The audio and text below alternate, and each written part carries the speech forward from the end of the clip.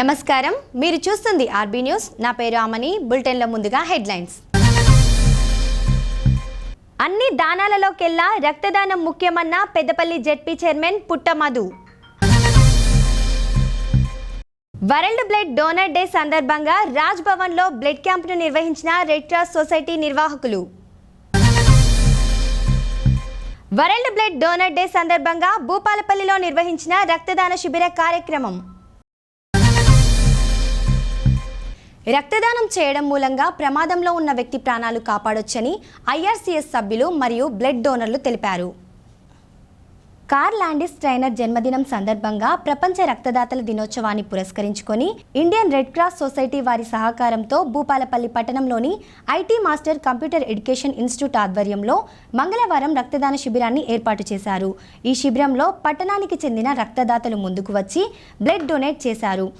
Curl Landsteiner జన్మదినం సందర్భంగా ప్రపంచ రక్తదాతల దినోత్సవాన్ని మరి భూపాలపల్లిలో IT masters institution computer institution లోపల ఈ వేడుకలను నిర్వహించుకోవడం జరుగుతుందండి. ఈ వేడుకలను మరి గత 10 సంవత్సరాల నుండి ఇక్కడ ఐటీ మాస్టర్స్ ఇన్స్టిట్యూషన్ ద్వారా శంకర్ గారు తర్వాత వారి టీం అంతా కూడా మరి చాలా గ్రాండ్గా ఎవ్రీ ఇయర్ ఒక 300 to 400 వరకు కూడా మరి రక్తదాతలను తీసుకొచ్చి ఇక్కడ చాలా అంటే ఒక గ్రాండ్ లుక్ తోటి ఇక్కడ ఈ సెలబ్రేషన్స్ని నిర్వహించడం జరుగుతుంది. వీరిచ్చేటువంటి ఈ రక్తము మేము ఎంజిఎం హాస్పిటల్కి ఎంతోమంది మరి పూర్ పేషెంట్లకు నిలయమైనటువంటి ఎంజిఎం హాస్పిటల్కి ఇవ్వడం జరుగుతుంది. వీరిచ్చినటువంటి రక్తం ఏంటి అంటే ఒకరి రక్తాన్ని కాంపోనెంట్స్ ద్వారా సపరేషన్ చేసి ఒక ప్యాకెట్ని నలుగురికి ఉపయోగపడే విధంగా ఎంజిఎం హాస్పిటల్లో అన్ని పరీక్షలు కూడా నిర్వహించి ఫ్రీగా అంటే 1 రూపీ కూడా లేకుండా ఉచితంగా రక్తదానాన్ని పేదలకు ఇవ్వడం జరుగుతుందండి. రక్తం అనేది మరి ఇంతవరకు కూడా మరి ఎన్ని మనము ఎంత ఉన్నత శిఖరానికి ఎదిగినా కానీ బ్లడ్ అనేది తయారు చేసేటువంటిది కాదు. ఒక మానవతా దృక్పథంతో స్పందించి మరి ఎవరైతే నిరుపేదలైనటువంటి పేదలకు మరి ఎట్లాంటి వాళ్ళ పరిస్థితిని గమనించి అర్థం చేసుకొని ఒక మంచి మనసుతోటి ఈ రక్తాన్ని డొనేట్ చేయడం ద్వారా ఎంతోమంది పేదలకు కూడా ఉపయోగపడుతుంది. మరి ఇట్లాంటి కార్యక్రమాల ద్వారానే మరి రక్తం నిల్వలు పెరిగి బ్లడ్ షార్టేజ్ లేకుండా కూడా మరి బ్లడ్ బ్యాంకులలో మరి నిల్వ ఉండడం జరుగుతుంది. ముఖ్యంగా ఏంది అనంటే బ్లడ్ అనేది మరి అది ఇస్తూ ఉంటే ఇంకా ఇవ్వడం జరుగుతుందండి. ఒక్కసారి ఇచ్చినప్పుడు మాత్రమే వాళ్ళకు ఒక భయము తర్వాత ఒకలాంటి ఫీలింగ్ అనేది ఉంటుంది. ఒక తర్వాత వాళ్ళు ఆ డోనర్స్ ఒక ఏంది అనంటే ప్రతి బాడీ లోపల ప్రతి మనిషి లోపల 5 to 6 లీటర్స్ బ్లడ్ ఉంటుంది. ఆ 5 to 6 లీటర్స్ బ్లడ్ నుండి మనము ఇచ్చేటువంటి బ్లడ్ ఏంది అనంటే ఒక బకెట్ వాటర్ లోపల ఒక చిన్న మగ్గు కనుక తీస్తే అది ఏ విధంగా అది తీసినట్టు కూడా ఏర్పడదో మరి 5 to 6 లీటర్స్ బ్లడ్ ఉన్నటువంటి శరీరం నుండి ఒక 3 to 350 ml బ్లడ్ను తీయడం ద్వారా ఎట్లాంటి హాని జరగకపోగా మరి వాళ్ళు ఇంకా యాక్టివ్గా మరి ఉండడం జరుగుతుంది.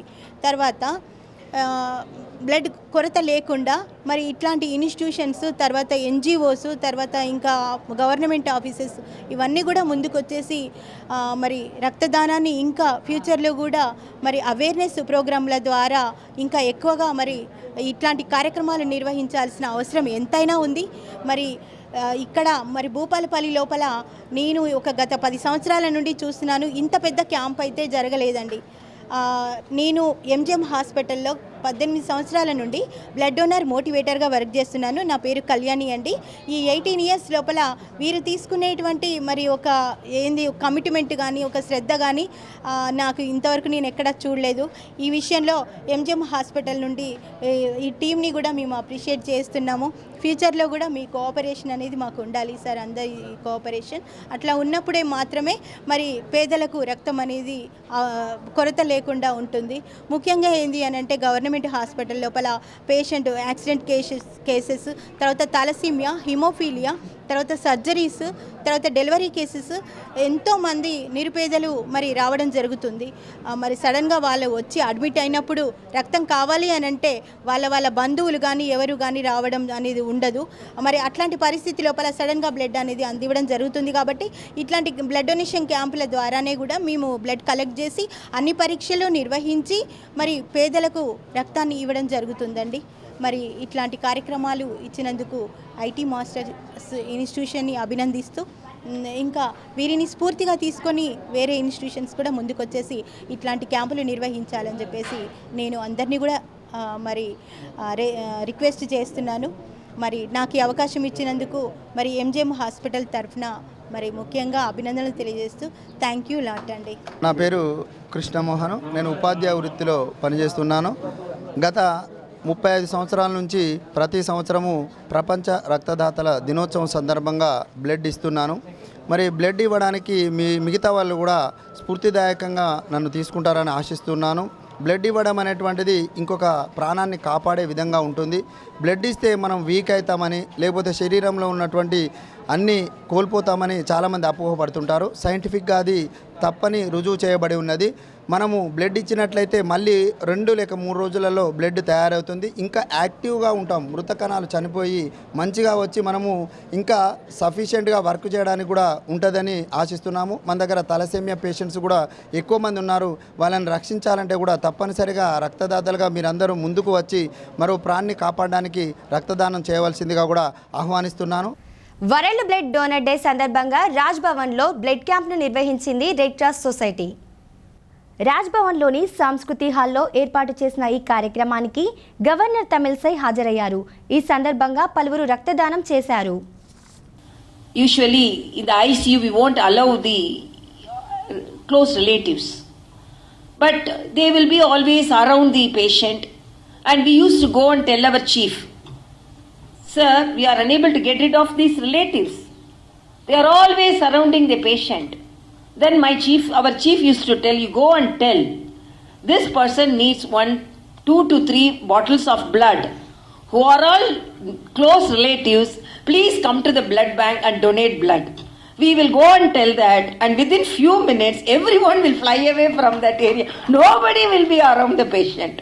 So even relatives are so hesitant to donate blood. Even before that, they will tell, no, I am the closest relative, I am the uncle, I am the aunt, so I have to be with him. Like that they used to tell.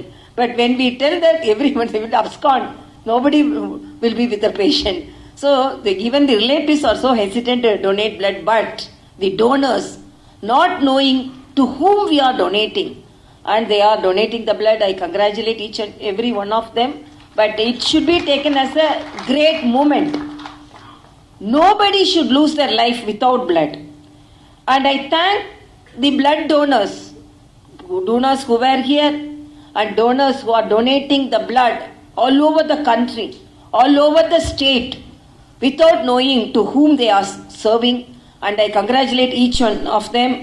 And I appeal the Red Cross, each and 33 districts, all the Red Cross, because some of the Red Cross officers are provided with good storage facilities, and I congratulate recently in the Anagonda district they have upgraded the storage facility. Like that each and every office should have a storage facility, and I really congratulate the police officials and the army personnel, because during the pandemic we didn't get blood because we were unable to organize mass blood donation camps. So we appealed the army officials and the police officials to donate blood during the pandemic period, and because of them we could save the thalassemia patients. So I really thank the police fraternity and the army personnel for doing a very great job during the pandemic period. And I have seen donors saying 140 times, 150 times, they are very proud that we have donated our blood so many times.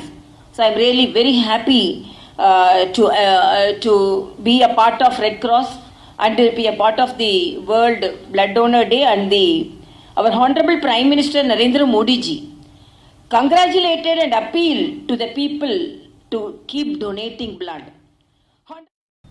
Siddipet జిల్లాలోని Gouravelli project భూ నిర్వాసితుల సమస్యలు పరిష్కారం అయ్యే వరకు Congress party పోరాడుతుందని ఆ party నాయకులు బొమ్మ శ్రీరామ్ అన్నారు. గండిపల్లి గౌరవెల్లి భూ నిర్వాసితులపై పోలీసులు చేసిన దౌర్జన్యాన్ని మరి దీనికి పూర్తి స్థాయిలో స్థానిక శాసనసభ్యులు బాధ్యత వహించాల్సిన అవసరం ఉన్నది. ఈ యొక్క చర్యను కాంగ్రెస్ పార్టీ పూర్తి స్థాయిలో ఖండిస్తూ మరి అధిష్టానం యొక్క ఆదేశాల మేరకు స్థానిక ప్రజల యొక్క మనోభావాలను దెబ్బతీసే విధంగా ఈ చర్యను ఖండిస్తూ రేపు హుస్నాబాద్ బంద్కు పిలిపించడం జరుగుతున్నది. ఈ బంద్లో యావత్ హుస్నాబాద్ కు సంబంధించిన ప్రజానీకము అన్ని వర్గాలు కూడా మీ మద్దతు కాంగ్రెస్ పార్టీ పక్షాన మేము కోరుతా ఉన్నాము. మరి ఎవరైతే భూ నిర్వాసితులకు న్యాయం జరిగే విధంగా ఎప్పుడు కూడా కాంగ్రెస్ పార్టీ పోరాడుతూనే ఉన్నది. ఈ పోరాటం వాళ్ళకి న్యాయం చేసేంత వరకు కూడా కొనసాగుతూ ఉన్నది. కాబట్టి రేపు ఈ యొక్క మద్దతును మరి విజయవంతం చేయాలని చెప్పి హుస్నాబాద్ ప్రజానీకాన్ని, వ్యాపారవేత్తలను, అన్ని వర్గాలకు సంబంధించిన పౌరులను నేను విజ్ఞప్తి చేస్తా ఉన్నాను. దయచేసి రేపు హుస్నాబాద్ లో బంద్ కార్యక్రమం విజయవంతం చేయాలని చెప్పి మీ ద్వారా నేను కోరుతా ఉన్నాను. అన్ని దానాలలోకెల్లా రక్తదానం ముఖ్యమని పెద్దపల్లి జిల్లా చైర్మన్ పుట్ట మధుకర్ అన్నారు. ప్రపంచ రక్తదాతల దినోత్సవం సందర్భంగా పెద్దపల్లి జిల్లా రామగిరి మండలం సెంటినరీ కాలనీలోని జేఎన్టీయూ ఇంజనీరింగ్ కళాశాలలో వైకే ఫౌండేషన్ ఆధ్వర్యంలో రక్తదాన శిబిరాన్ని నిర్వహించారు. ఈ కార్యక్రమంలో పెద్దపల్లి జిల్లా పరిషత్ చైర్మన్ పుట్ట మధుకర్ పాల్గొన్నారు. యువత రేపటి మీరు ఈ దేశ భవిష్యత్తు, మీకు రెండు విషయాలను చెప్పి రక్తదానాన్ని శిబిరాన్ని ప్రారంభించడానికి ఏర్పాటు చేసిన ఈ కార్యక్రమంలో వేదిక పైన ఆశీర్వదించినటువంటి ఎవరో ప్రజాప్రతినిధులు, మీ ప్రిన్సిపల్ గారు, వైస్ ప్రిన్సిపల్ గారు, వైకే ఫౌండేషన్ సభ్యులు, నా ప్రియమైన తమ్ముడు సురేష్ గారు, పత్రికా విలేకరులు, ఇక్కడికి వచ్చిన మా ప్రజాప్రతినిధులు అందరికీ ఇవాళ మరి రక్తాన్ని దానం చేస్తున్న యువ చిరంజీవులందరికీ ఈ దినోత్సవం సందర్భంగా శుభాకాంక్షలు తెలియజేస్తూ, సురేష్ గారు ఏదైతే వాళ్ళ అమ్మకు జరిగిన సంఘటన మర్చిపోకుండా ఒక కార్యక్రమాన్ని తీసుకున్నాడో, ఇట్లా మన లోపల ప్రతి ఒక్కరికి ఏదో ఒక అవమానం, ఏదో ఒక సంతోషం ప్రతి మనిషికి, అంటే ఈ మెదడు పనిచేసే ప్రతి మనిషికి ఏదో ఒక సంఘటన ఎదురవుతా ఉంటది. బాధ పెట్టే సంఘటన, సంతోషపరిచే సంఘటన, ఏదో ఒక సంఘటనను మనం దాన్ని స్వీకరించి ఏదో ఒక కార్యక్రమాన్ని ప్రతి మనిషి కూడా చేస్తే ఈ దేశానికి ఎంతగానో ఉపయోగపడుతుందనే విషయాన్ని ఇవాళ మనం సురేష్ ఆలోచనలలో వచ్చినటువంటి ఈ వైకే ఫౌండేషన్ మనం చూస్తే స్పష్టంగా కనబడతా ఉన్నది. ప్రతిరోజు నా చేతిలో ఉన్న సెల్ ఫోన్ చూస్తే దాదాపు మొత్తం నెల యావరేజ్లో చూస్తే 30 రోజులలో ఒక్క రోజైనా ఖచ్చితంగా ప్రతిరోజు ఎక్కడో రక్తదానాన్ని చేస్తూ వైకే ఫౌండేషన్ కనబడతా ఉన్నది. రక్తదానం చేస్తున్నామంటే ఎవరో ఒకరికి మళ్ళీ పునర్జన్మనిస్తా ఉన్నాం. చిరంజీవి ఏ పేరు, అబ్బాయి పేరు ఇంత మాట్లాడే అన్వేష్ అన్నదానం రక్తదానం అని సంబోధించినారు. సారు ప్రిన్సిపాల్ గారు అవయవ దానం అన్నారు. నిజంగా ఇవి 3 కూడా గొప్ప దానాలు.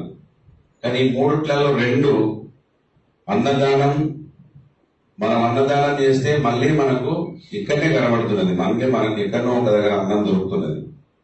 ఇవి ఇక్కడనే చూస్తున్నాం. రక్తదానం, మనం రక్తాన్ని ఇస్తే మళ్ళీ అదే అదే తయారవుతున్నది మన దాంట్లో రక్తం. దీన్ని కూడా మనం ఇక్కడనే చూస్తున్నాం. ఈ అవయవ దానం అంటే మనం చూడండి అది కూడా చాలా గొప్పగా. మన రాజాపూర్లో ఒక అబ్బాయి చనిపోతే చదువుకోనటువంటి తల్లిదండ్రులు వాళ్ళ బాబు అవయవాలని ఎంతో ధైర్యం చేసి మా అబ్బాయి అవయవాలను మేము దానం చేస్తామని వారు చెప్పడంతో 7 అవయవాలను 7 పార్ట్స్ ఇస్తే 6 పార్ట్స్ అప్పటికప్పుడే ఉపయోగంలోకి వచ్చినాయి.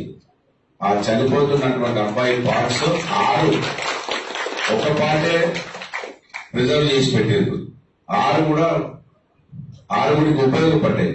అంటే చూడు ఎంత గొప్ప విషయము.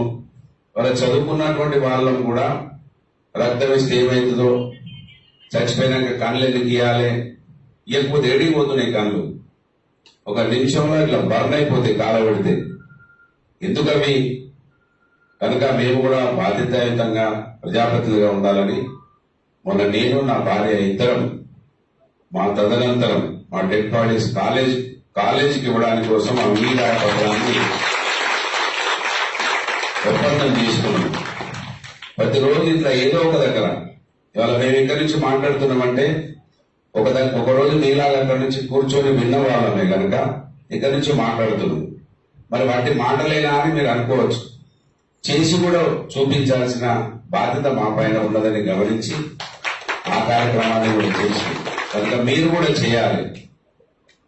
89లో ఎంజిఎంలో మా నాయన ఉన్నప్పుడు ఆయనకు కాలు తీసేస్తే ఆ రోజు బ్లడ్ ఇవ్వమంటే నేను భయపడ్డాను. అక్కడ ఉన్నటువంటి డాక్టర్లు నర్సులు చాలా కౌన్సిలింగ్ చేసినాను. అయినా నన్ను పడబెట్టి గుంజేసారు. అప్పుడు నేను నువ్వు ఎవరిస్తారా, ఎందుకు కొనాలి మేము, మీ నాయన కోసం కొనం మేము అన్నారు. అంటే ఇవాళ నిజంగా 95% అన్న ఒక అవేర్నెస్ వచ్చి ఇవాళ బ్లడ్ అమ్ముకునేటోళ్ళు కనపడతలేదు. అదొకటైతే నిజంగా మనం ఒక మంచి పరిణామంగానే భావించవచ్చు. చాలా మంది యూత్ వస్తా ఉన్నారు బ్లడ్ ఇవ్వడానికి. 10 సార్లు మా వైకే ఫౌండేషన్ లో 100నే ఇచ్చిండు. మా వెంకటేష్ ఎన్నిసార్లు ఇచ్చిండు? 50 సార్లు ఇచ్చిండు. రాబడి 50 సార్లు ఇచ్చిండు. అందరూ మీరు చెప్పలు కొట్టాలి. 50 సార్లు. మీ వయసు ఎంత? 32 సంవత్సరాలలో 50 సార్లు ఇచ్చిండు. ఎంత గ్రేటా కాదా? తలసీమియా వ్యాధి పిల్లలు ఉంటారు మంచిర్యాలలో, వాళ్ళకు ఒక పెద్ద సెంటర్, ప్రతిమ హాస్పిటల్, చాలా రోజు బ్లడ్ అవసరం పాపం. మరి వాళ్ళకి మనది వృధా పోతా ఉంటది. దీంట్లో షుగర్ ఉన్న వాళ్ళు, బీపీ ఉన్న వాళ్ళు ఇవ్వడానికి లేదు. ఇవి లేని వాళ్ళే ఇవ్వాలి. అంటే ఉన్న వాళ్ళే కొద్ది మంది. అందరికి షుగర్ ఉంటున్నది, అందరికి బీపీ ఉంటున్నది, రకరకాల రోగాలు ఉంటున్నాయి. రోగాలు లేని వాళ్ళని ఇవ్వకపోతే మరి ఎవరు బతికించాలి వాళ్ళని? కనుక ఇవన్నీ మీరు రేపటి భావి భారత పౌరులు కనుక చాలా మంది రాలేదు, బలవంతంగా మిమ్మల్ని తీసుకొచ్చి కూర్చోబెట్టాం అంటుంటే ప్రిన్సిపాల్ గారు, మీ ధ్యాస అంతా మీ అదైతే ఫెస్ట్ మీద ఉంటుంది. ఫెస్ట్ మీద ఉన్నట్టున్నది. అయినా కూడా ఇక్కడికి వచ్చి కూర్చున్న వాళ్ళు మీరు గొప్ప మనసున్న వాళ్ళుగా నేను భావిస్తూ మా సురేష్ మనస్ఫూర్తిగా అభినందిస్తూ సెలవు, ధన్యవాదాలు. పల్లె పట్టణ ప్రగతిలో హంగు ఆర్భాటం తప్ప చేసిందేమీ లేదని ఆరోపించారు హన్మకొండ జిల్లా బీజేపీ అధ్యక్షురాలు పద్మ. కేంద్రం ఇచ్చిన నిధులతోనే వరంగల్ అభివృద్ధి చెందుతుందన్నారు. ఈరోజు తెలంగాణలో ఉన్న పరిస్థితి కానీ, హన్మకొండ జిల్లాలో ఉన్న పరిస్థితి కానీ, ప్రజలలో పూర్తి విశ్వాసం కోల్పోయింది ఈ టీఆర్ఎస్ పార్టీ, కేసీఆర్ గారు. ఈ పల్లె ప్రగతి, పట్టణ ప్రగతి పేరు మీద పబ్బం గడుపుతున్నది తప్పితే అక్కడ నిజంగా పల్లె ప్రగతిలో, పట్టణ ప్రగతిలో ప్రగతి లేదు, అభివృద్ధి లేదు. ఇవాళ దానికి నిధులు లేవు, అధికారులు కరెక్ట్గా లేరు, అభివృద్ధి అనేది శూన్యంగా ఉంది. పెద్ద పెద్ద యాడ్స్ ఏదో అభివృద్ధి సాధించినట్టుగా యాడ్స్ తప్పితే, ప్రకటనల వరకు పరిమితం తప్పితే ఇవాళ పల్లె ప్రగతిలో, పట్టణ ప్రగతిలో అభివృద్ధి అనేది ఏ మాత్రం కూడా కనబడతలేదు. సర్పంచులు ఎక్కడైతే ఉంటుందో ఒక వివక్షకు గురి చేస్తూ, అంటే వాళ్లకు నిధులు ఇవ్వకుండా వాళ్ళ సహనాన్ని పరీక్షించుకుంటూ ఇబ్బంది పెడతా ఉన్నారో మనం చూస్తా ఉన్నాం. ఇలా కేంద్ర ప్రభుత్వ నిధులు, కేంద్ర ప్రభుత్వ పథకాల ద్వారా మాత్రమే అభివృద్ధి జరుగుతూ ఉన్నది. 30 కోట్లు ఇవ్వలేకుండా 4 సంవత్సరాల నుంచి కాలయాపన చేసి పేదల వైద్యానికి దూరం చేస్తున్నది ఈ టీఆర్ఎస్ ప్రభుత్వం. రంగారెడ్డి జిల్లా తలకొండపల్లిలో ప్రాథమిక ఆరోగ్య కేంద్రానికి ఉప్పల్ చారిటబుల్ ట్రస్ట్ ద్వారా ఉచితంగా అంబులెన్స్ను అందించారు ట్రస్ట్ నిర్వాహకులు. కావాలని అనేక సందర్భాలలో పోరాటం చేయడం జరిగింది. ప్రభుత్వం ద్వారా అంబులెన్స్ని సమకూర్చాలని కూడా ఎన్నో సందర్భాలలో చట్టసభల్లో ఇక్కడున్న జిల్లా పరిషత్లో కానీ మండల పరిషత్లో తీర్మానాలు చేయించడం జరిగింది. అధికారులపైన, రాజకీయ నాయకులపైన, అందరిపైన ఒత్తిడి తేవడం జరిగింది. జిల్లా కలెక్టర్ గారు, డిఎంహెచ్ఓ గారు ఈరోజు అంబులెన్స్ పర్మిషన్ని మా ప్రాంతానికి ఇచ్చారు. దాంట్లో భాగంగా నా యొక్క ఉప్పల చారిటబుల్ ట్రస్ట్ తరఫున 25 లక్షల రూపాయల వ్యయం చేసి ఈరోజు ఆ అంబులెన్స్ని ఈ మండల ప్రజలకు అంకితం చేశాను. ఈ రోజు నుంచి 25 లక్షలు ఖర్చు అయిన దానికన్నా ఈ రోజు నుంచి మా ప్రాంతానికి న్యాయం జరుగుతుంది. మా ప్రాంతంలో ఉన్న ఆపదలో ఉన్న వాళ్ళకి సహాయం జరుగుతుంది. కొన్ని ప్రాణాలనన్నా మేము నిలబెట్టగలుగుతామనే దృఢ సంకల్పం మాకు ఏర్పడ్డది. ఖచ్చితంగా మంచి కొరకు, మంచి ఆశయం కొరకు, ఈ ప్రాంత ప్రజల అభివృద్ధి కొరకు ఉప్పల చారిటబుల్ ట్రస్టు ముందుంటుందని. బక్రీద్ పండుగ సందర్భంగా గోహత్యలను అడ్డుకోవాలని డీజీపీని కోరారు యుగ తులసి చైర్మన్ శివకుమార్. ఈ సందర్భంగా వారు మీడియాతో మాట్లాడారు. డీజీపీ శ్రీ మహేందర్ రెడ్డి గారిని కలవడం జరిగింది. పదే పదే చెప్తున్నాం, అక్రమంగా గోవులని తరలిస్తున్నారు. ఎటువంటి వెటర్నరీ సర్టిఫికెట్ లేకుండా ఎనిమల్ క్రుయాలిటీ జరుగుతున్నది.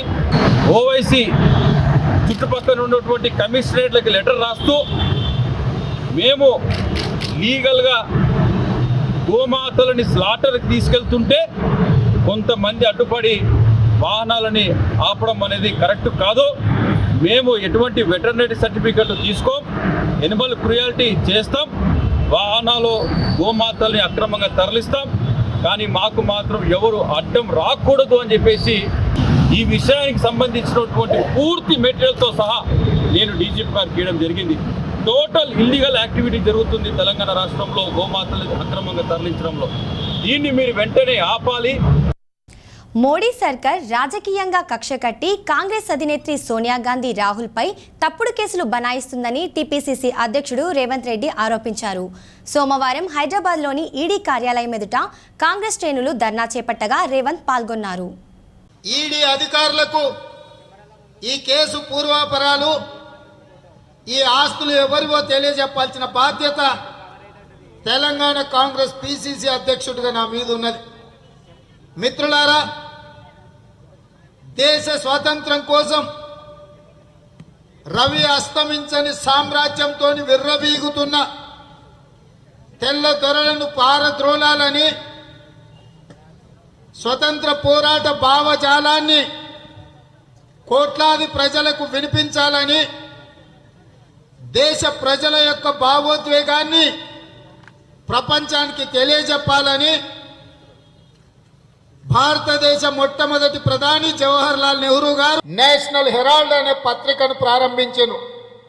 ఈ పత్రికలో జవహర్ లాల్ నెహ్రూ గారితో పాటు సర్దార్ వల్లభాయ్ పటేల్ లాంటి స్వతంత్ర సమరయోధులు ఎంతోమంది ఆనాడు ఆ పత్రికను ప్రారంభించి స్వతంత్ర పోరాటాన్ని దేశ ప్రజలకు తెలియజెప్పారు.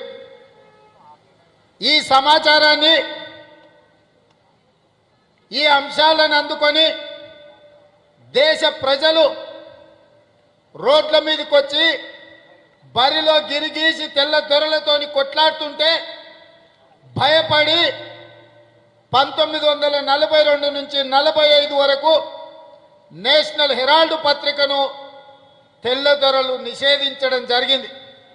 అయినా పోరాటం చేసి స్వతంత్రం వచ్చే వరకు ప్రజల యొక్క అభిప్రాయాలన్నీ నిర్భయంగా, నిస్సంకోచంగా సమాజానికి వినిపించి దేశానికి స్వాతంత్రం తెచ్చిన సందర్భంలో అత్యంత క్రియాశీలక పాత్ర నేషనల్ హెరాల్డ్ పత్రిక, మోతీలాల్ నెహ్రూ గారు, జవహర్ లాల్ నెహ్రూ గారు వందలాది కోట్ల రూపాయల వాళ్ళ ఆస్తులను కరిగిచ్చి దేశానికి స్వతంత్రం తెచ్చింది. ఆ తర్వాత ఈ పత్రిక కొంతకాలం నడిచి కొంతకాలం నడవక నడిపించిన సందర్భంలో నష్టాలు వచ్చి 90 కోట్ల అప్పుల్లో కూరుకుపోయి ఉద్యోగులకు జీతాలు ఇవ్వలేని పరిస్థితిలో ఉన్నప్పుడు జవహర్ లాల్ నెహ్రూ గారి మునిమనుమడు రాహుల్ గాంధీ గారు నెహ్రూ నాయకత్వాన్ని నిలబెట్టాలి, ఈరోజు దేశ స్వతంత్రానికి, ప్రజల యొక్క ఆలోచనకు,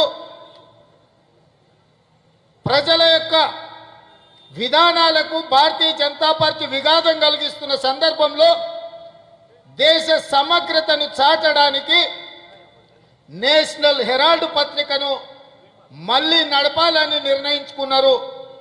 2002 నుంచి 2010 వరకు దాదాపుగా 90 కోట్ల అప్పు ఉంటే ఉద్యోగస్తులకు జీతాలు ఇవ్వలేని పరిస్థితిలో ఉన్నప్పుడు కాంగ్రెస్ పార్టీ 90 కోట్ల రూపాయలు వెచ్చించి ఉద్యోగస్తులకు జీతాలు ఇచ్చి ఆ పత్రికను ఆదుకొని ఆ పత్రికను ప్రచురించడం జరిగింది. బీజేపీ వివిధ రాష్ట్రాలలో చేస్తున్న కుట్రలను, మతం ముసుగులో విచ్ఛిన్న ప్రక్రియను ప్రజలకు చెప్పి ఈ దేశంలో మైనారిటీ మెజారిటీల మధ్యలో ఒక శాశ్వత విభజన తీసుకొచ్చి తాత్కాలికమైన రాజకీయ ప్రయోజనానికి ఈ దేశానికి కొట్లాడి ప్రాణాలు అర్పించి తెచ్చిన స్వతంత్రాన్ని ఫనంగా పెట్టే ప్రయత్నం చేస్తుంటే భారతీయ జనతా పార్టీ చేస్తున్న కుట్రలను తిప్పికొట్టడానికి నేషనల్ హెరాల్డ్ పత్రిక మళ్ళీ కథనాలను ప్రచురించి ప్రజలకు ఒక ఆలోచన కల్పించే ప్రయత్నం చేసింది. ఆ ఆలోచన కల్పిస్తున్న క్రమంలో భారతీయ జనతా పార్టీ భయపడిపోయి ఈ పత్రిక మళ్ళీ ప్రచురించి ఈ దేశంలో బీజేపీ చేస్తున్న కుట్రలను ప్రజలకు వివరిస్తే 2014 ఎన్నికల్లో బీజేపీ ఓడిపోతుందని చెప్పి సుబ్రహ్మణ్య స్వామి భారతీయ జనతా పార్టీ ఎంపీతో ఒక ఫిర్యాదు చేయించిన ఎన్నికల కమిషన్ ఇందులో తప్పు లేదు, దీంట్లో చర్యలు తీసుకోవాల్సిన అవసరం లేదని చెప్పి ఆయన ఫిర్యాదును తిరస్కరించారు. అయినా వదలకుండా ఈడీ అధికారులకు ఫిర్యాదు చేస్తే ఆనాడు మన ప్రభుత్వం ఉండే మనం కావాలనుకుంటే ఒక కలం పోటీతోని ఇచ్చిన కేసును క్లోజ్ చేయడానికి కూడా అవకాశం ఉండే. కానీ ఇందులో అనా పైసా చేతులు మారలే, అనా పైసా ఎవరు తీసుకోవడానికి కూడా లేదు. మూడవది, ఆ పత్రిక నష్టాలలో ఉంది. ఆ పత్రిక నడపడానికి కాంగ్రెస్ 90 కోట్లు ఇచ్చింది కాబట్టి ఇందులో మన తప్పు లేదు, ఇందులో మనం ఏ విచారణ సంస్థ కూడా ఏమి చెయ్యలేదు అని చెప్పి నిష్పక్షపాతమైన పారదర్శకమైన విచారణకు ఆనాడు కాంగ్రెస్ పార్టీ అవకాశం కల్పించింది. దేశ ప్రజలు సీఎం కేసీఆర్ పరిపాలన కోరుకుంటున్నట్లు తెలిపారు మంత్రి గంగుల కమలాకర్. కరీంనగర్లో పర్యటించి ఆయన మీడియాతో మాట్లాడారు. కేసీఆర్ గారి పరిపాలన మా భారతదేశానికి కావాలి, మాకు ఇంటింటికి నీరు రావాలి, మాకు వృధాగా పోతున్న సముద్రపాలైన నీళ్లను ఆనకట్టలేసి మాకు ఎకరానికి నీళ్ళు ఇవ్వాలని చెప్పి భారతదేశ ప్రజలు కోరుకుంటారు. కాబట్టి ఆ కోరుకునేందుకు లీడర్షిప్ కేసీఆర్ కోరుకుంటారు. కాబట్టి డెఫినెట్గా దేశ ప్రజలు కేసీఆర్ కోరుకుంటారు, కేసీఆర్ నాయకత్వం కోరుకుంటారు, కేసీఆర్ పరిపాలన కోరుకుంటారు. కానీ ఆ వ్యాక్యూమ్ ఉన్నది, ఆ స్పేస్ ఉన్నది. కాబట్టి ఆ స్పేస్ను భర్తీ చేసేది ఏకైక నాయకుడు కేసీఆర్ గారు మాత్రమే. 80 సంవత్సరాలు పరిపాలించిన ఈ యొక్క పార్టీలు బీజేపీ కానీ కాంగ్రెస్ పార్టీ పరిపాలన చూశారు. 8 సంవత్సరాలలో ఈ తెలంగాణ యొక్క అభివృద్ధి చూసారు. కాబట్టి డెఫినెట్గా ఈ అభివృద్ధి మాకు కావాలని ప్రజలు కోరుకుంటారు. కాబట్టి డెఫినెట్గా వాళ్ళ ఆశయం మేరకు కేసీఆర్ గారు భారతదేశంలో కీలకంగా వ్యవహరిస్తాడు. భారతదేశ ప్రజలకు కూడా ఇలా నీళ్లు, ఇలా కరెంటు, ఇలాగే ప్రతి ఇంటికి నీళ్లు ఇచ్చేందుకు కూడా డెఫినెట్గా కేసీఆర్. బుధవారం నమోదయ్యేటువంటి వెదర్ అప్డేట్స్ని కనుక చూసినట్లయితే గరిష్ట ఉష్ణోగ్రత 36 డిగ్రీల సెల్సియస్గా ఉండగా కనిష్ట ఉష్ణోగ్రత 26 డిగ్రీల సెల్సియస్గా ఉంది.